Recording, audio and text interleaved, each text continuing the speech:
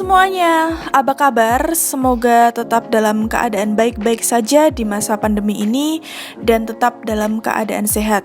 Nah, kali ini kita akan belajar tentang aliran energi atau energi flow, masih melanjutkan materi kita pada pertemuan minggu lalu, yaitu tentang ekologi dan juga ekosistem. Pertama, kita pelajari dulu pengertian dari aliran energi. Nah, menurut KBBI, ada dua kata di sini, ada aliran dan ada energi ya. Menurut KBBI, aliran adalah sesuatu yang mengalir, sedangkan energi adalah kemampuan untuk melakukan kerja. Kemudian, pengertian aliran energi dapat dikaitkan menurut hukum 1 termodinamika, bahwa energi tidak dapat diciptakan ataupun dimusnahkan, melainkan bisa berubah bentuk. Nah, ini sesuai dengan konsep aliran energi di dalam ekosistem. Ya, jadi di dalam ekosistem, aliran energi merupakan rangkaian urutan bentuk pemindahan energi dari bentuk energi yang satu ke bentuk energi yang lain. Contohnya seperti ini, misalnya, energi matahari akan diubah oleh produsen, lalu ke konsumen sampai akhirnya ke pengurai di dalam tanah. Jadi, berdasarkan ilustrasi berikut ini, energi cahaya matahari dapat diubah oleh tumbuhan hijau. Ya, tumbuhan hijau menjadi glukosa melalui proses fotosintesis. Nah, kemudian oleh hewan dan manusia akan diubah menjadi energi panas dan energi gerak melalui proses metabolisme, sehingga energi berpindah dari energi matahari ke produsen, kemudian ke konsumen. Ya, di dalam ekosistem, aliran energi terjadi melalui rantai makanan dan jaring-jaring makanan. Sekarang pertanyaannya, apa perbedaan keduanya? Pasti beda ya, antara rantai makanan dan jaring-jaring makanan. Nah, oleh karena itu, sekarang apa sih perbedaan keduanya? Kita cermati bersama-sama. Rantai makanan adalah jalur pemindahan energi atau transfer energi dari satu tingkat trofik ke tingkat trofik berikutnya, atau dari makhluk hidup yang satu ke makhluk hidup yang lainnya melalui peristiwa makan dan dimakan. Ya.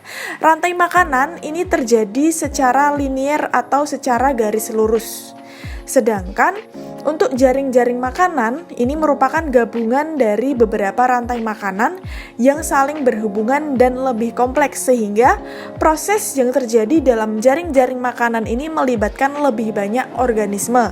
Tidak hanya organisme dalam satu rantai makanan saja, tetapi beberapa rantai makanan yang saling berhubungan sehingga membentuk jaring-jaring makanan. Selanjutnya kita akan bahas satu persatu antara rantai makanan, jaring-jaring makanan, dan di akhir nanti saya akan menambahkan berkaitan dengan piramida ekologi. Pertama kita bahas dulu tentang rantai makanan. Rantai makanan adalah proses transfer energi, lebih tepatnya transfer energi makanan dari organisme produsen atau tumbuhan hijau ke konsumen dan berakhir di detritivor serta dekomposer, atau kita bisa sebut bahwa rantai makanan terjadi secara linier atau garis lurus. Tingkatan organisme yang terdapat di dalam rantai makanan disebut juga dengan tingkatan trofik. Ya, kita perhatikan ilustrasi berikut ini. Nah, di sini produsen atau tumbuhan hijau ini akan dimakan oleh tikus yang berperan sebagai konsumen tingkat 1. Nah, di sini produsen berada pada tingkat trofik 1 dan tikus berada pada konsumen tingkat 1 tingkat trofik 2.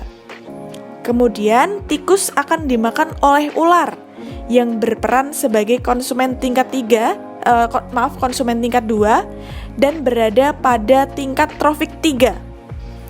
Kemudian, ular akan dimakan elang yang berada pada posisi konsumen tingkat 3 dan berada pada tingkatan trofik yang keempat. Sehingga produsen berada pada tingkatan trofik yang paling bawah atau berada pada tingkat trofik 1. Diikuti oleh konsumen tingkat 1 berada pada tingkat trofik 2, diikuti oleh ular konsumen tingkat 2 berada pada tingkat trofik 4, dan diikuti oleh elang berada pada konsumen tingkat 3 atau tingkat trofik 4.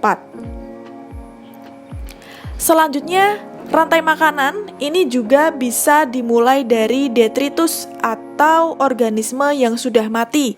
Contohnya, daun mati ini sebagai produsen dimakan oleh kutu kayu. Kemudian kutu kayu akan dimakan oleh burung. Ya, jadi selain berasal dari tumbuhan hijau, organisme hidup, ternyata rantai makanan juga bisa dimulai dari detritus atau daun mati atau organisme yang sudah mati. Ya, jadi bisa dibagi menjadi dua macam rantai makanan. Yang pertama, rantai makanan perumput atau tumbuhan hijau, dan yang kedua, sesuai ilustrasi ini, rantai makanan detritus atau berasal dari serpihan daun atau sampah. Selanjutnya adalah tentang jaring-jaring makanan ya. Sekarang kita move on dari rantai makanan ke jaring-jaring makanan. Jaring-jaring makanan adalah gabungan dari beberapa rantai makanan yang saling berhubungan dan kompleks atau lebih rumit, sehingga melibatkan lebih banyak organisme di dalam suatu komunitas ya. Jadi rantai makanan satu dengan rantai makanan yang lain dengan rantai makanan yang lain lagi akan bergabung atau berhubungan membentuk jaring-jaring makanan. Nah, ilustrasi jaring-jaring makanan di samping ini teman-teman bisa perhatikan, ini menunjukkan bahwa rumput dimakan oleh kelinci dan rusa yang kemudian dapat dimakan oleh serigala dan rubah. Ya, rumput di sini tetap sebagai produsen. Kemudian rusa dan kelinci ini menempati posisi konsumen satu. Kemudian rubah dan serigala menempati posisi konsumen 2. Ya, begitu juga dengan elang, di atas pohon itu ada elang menempati konsumen tingkat 2 juga. Ya, seperti itu. Nah, selanjutnya kita akan membahas tentang piramida ekologi. Ya, jadi piramida ekologi adalah susunan tingkat trofik atau tingkat nutrisi atau tingkat energi secara berurutan menurut rantai makanan atau jaring-jaring makanan di dalam ekosistem yang fungsinya untuk menunjukkan perbandingan di antara tingkatan trofik ya. Jadi fungsinya untuk menunjukkan tingkatan trofik ini perbandingannya bagaimana dengan tingkatan trofik yang lain pada suatu ekosistem. Kita cermati ilustrasi piramida ekologi menurut gambar berikut ini. Jadi sesuai dengan namanya ya, piramida ekologi ditunjukkan dengan bentuk piramid atau kerucut ke atas ya. Di bagian paling bawah ditempati oleh produsen yang berada pada tingkat trofik 1. Kemudian di atasnya ada konsumen 1 atau berada pada tingkat trofik 2. Kemudian semakin ke atas lagi ada konsumen 2 atau tingkat trofik 3. Dan yang paling atas adalah konsumen 3 atau konsumen puncak yang biasanya ditempati oleh karnivora tingkat tinggi yang berada pada tingkat trofik keempat.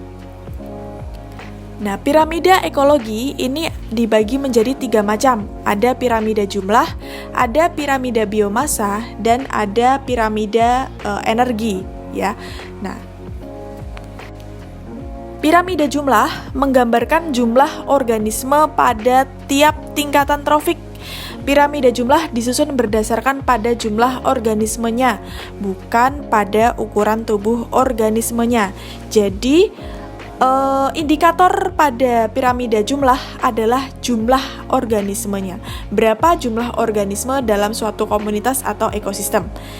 Nah, perhatikan ilustrasi di bawah ini. Jadi, produsen menempati tingkat paling bawah karena jumlah produsen ini lebih banyak dibandingkan dengan konsumen tingkat 1.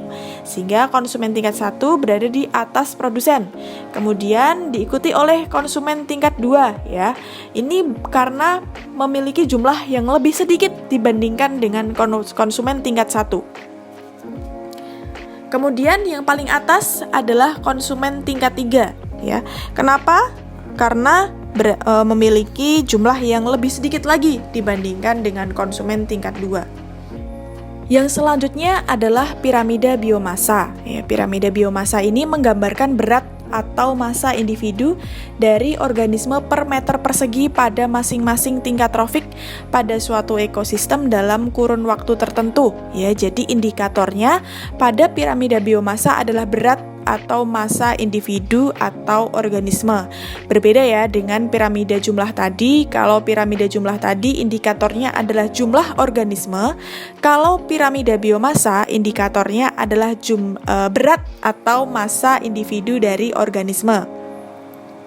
Nah, bentuk piramida biomassa pada ekosistem akuatik ini berbeda dengan ekosistem darat. Ya, coba mari kita perhatikan sama-sama ilustrasi berikut ini ya. Jadi di samping kiri adalah bentuk piramida biomassa pada ekosistem akuatik, sedangkan di bagian kanan adalah bentuk piramida biomassa dari ekosistem darat. Pada umumnya, massa rata-rata produsen ini lebih besar dibandingkan dengan massa rata-rata konsumen, dan bentuk piramidanya menyempit secara tajam dari produsen di bagian paling dasar trofik hingga ke karnivor atau paling atas trofik, ya, tingkatan teratas trofik. Namun pada ekosistem akuatik atau ekosistem air seperti yang bisa kita cermati bersama, bentuk piramida biomasanya justru terbalik karena biomasa konsumen lebih besar dibandingkan dengan biomasa produsen.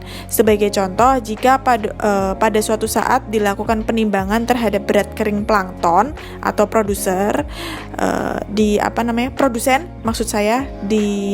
ekosistem akuatik pasti memiliki berat kering yang lebih kecil dibandingkan dengan konsumen di atasnya, memiliki berat lebih kecil dibandingkan dengan ikan yang memakan. Yang terakhir adalah piramida energi. Ya, piramida energi ini menggambarkan terjadinya penurunan energi pada setiap tahap tingkatan trofik. Ya, jumlah total energi pada setiap tingkatan trofik ke arah puncak piramida adalah semakin kecil.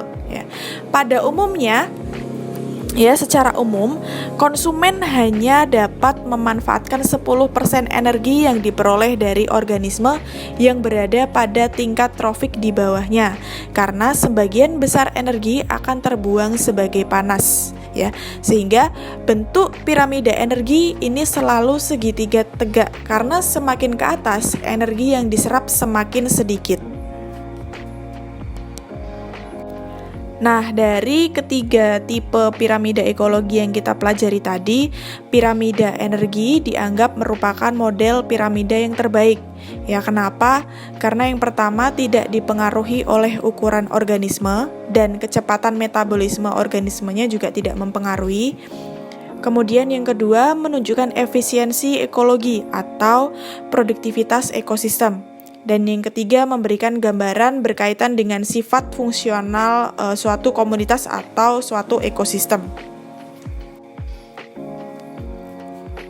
Dari pembelajaran hari ini, terakhir kita dapat merangkum semuanya, sehingga tadi kita sudah belajar tentang yang pertama, perpindahan energi dari makhluk hidup yang satu ke makhluk hidup yang lain dalam ekosistem disebut sebagai aliran energi.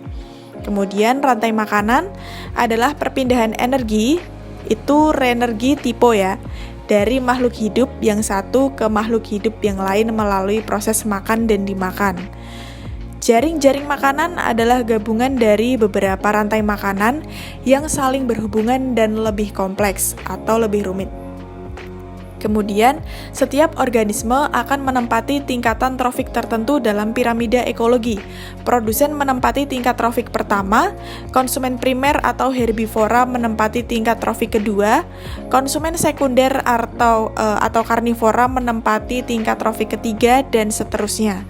Nah, ada 3 macam piramida ekologi. Tadi ada piramida jumlah, piramida biomassa, dan piramida energi. Oke, sekian dari pembahasan kita tentang aliran energi atau energi flow di dalam ekosistem. Semoga melalui pembelajaran ini, melalui video ini, teman-teman bisa belajar dengan baik, bisa memahami dengan baik. Jika masih ada bahasan yang masih belum dipahami atau masih ada pertanyaan yang sekiranya ingin disampaikan, teman-teman boleh menghubungi saya lewat pesan WhatsApp. Seperti itu ya. Tetap semangat, sampai jumpa pada pertemuan berikutnya atau sampai jumpa pada materi berikutnya.